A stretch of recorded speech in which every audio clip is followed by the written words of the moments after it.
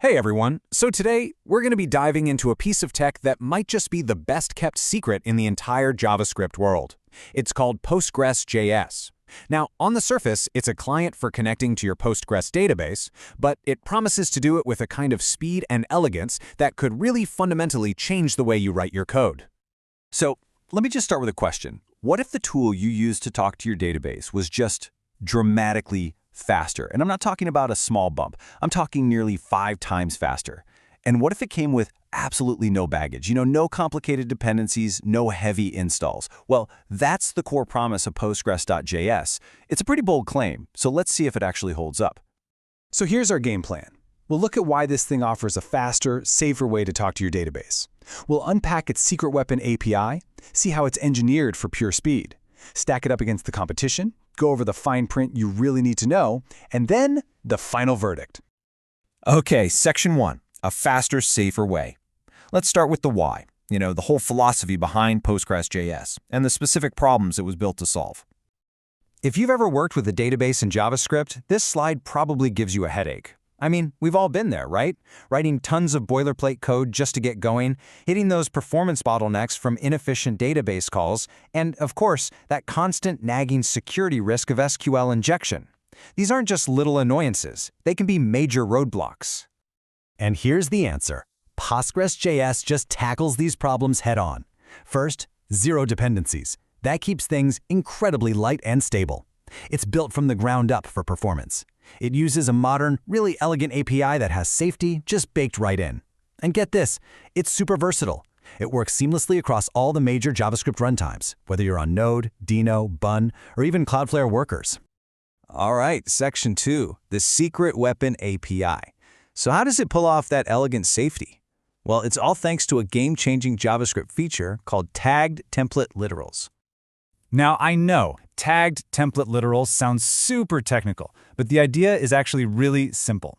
Instead of just building a string for your query, you're passing your SQL through a special function. And this function is smart. It processes the string and handles all your variables safely and completely separately. And the difference is, well, it's night and day. On the left, you've got the old, dangerous way, just smashing strings together. If that user ID variable has any malicious code in it, you've just opened the floodgates to SQL injection. But look at the right, the Postgres.js way. That SQL function, it intercepts the query. It pulls out the user ID variable, sends it to the database separately from the main query, and lets the database handle it securely. It's cleaner, it's way more readable, and it is safe by default. So, moving on to section 3, engineered for speed. We've seen that it's safe and elegant, but is it actually fast? Let's pop the hood and see what's going on. Let's just let that number sink in for a second. 4.8 times faster. Yeah. According to benchmarks comparing simple select queries, Postgres.js absolutely flies past its main competitor, the very popular PG library. That is a truly staggering performance difference. And to put that into perspective, a benchmark test shows Postgres.js getting the job done in just 1/10 of a second, while PG took almost half a second. Now, if you're running a high-traffic app, that difference adds up incredibly fast. But, and this is important, context is everything. The benchmark's own documentation adds this crucial piece of nuance. For a lot of apps, the database query itself or the network latency is going to be your main bottleneck, not the client library. So where does the speed really matter? Well, it becomes critical in environments with huge volumes of simple, fast queries. Think serverless functions or microservices, where shaving off every single millisecond of overhead is the name of the game.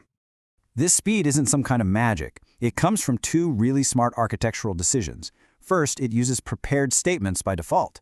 This means your database only has to figure out the query plan one time, and then it just reruns it with new data, much faster.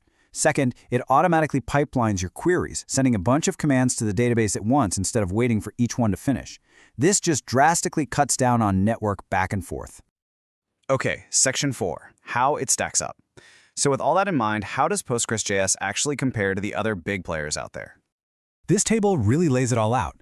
You can see Postgres.js is kind of in a league of its own with that tagged template API and zero dependencies. But honestly, the most important columns are the last 2. With competitors like PG Promise and Node Postgres, getting those performance boosts from prepared statements and pipelining takes manual setup.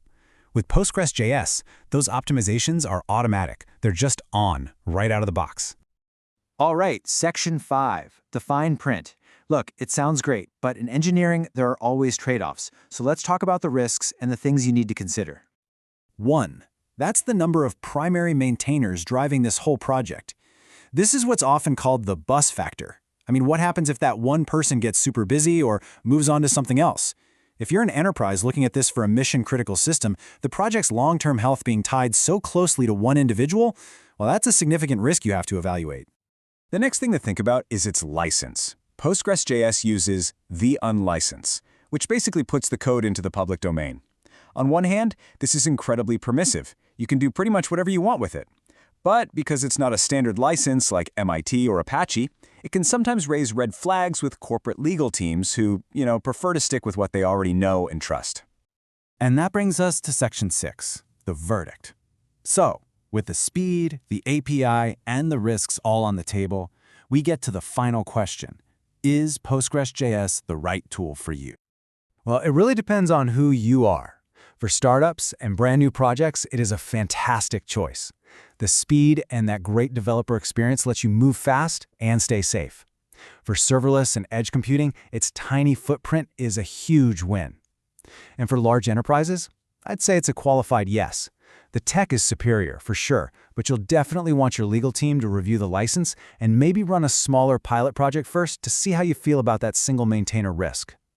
And that really brings us to the core trade-off here. Postgres.js offers truly exceptional performance and a beautiful API, but it comes with governance risks you just don't find in larger, foundation-backed projects.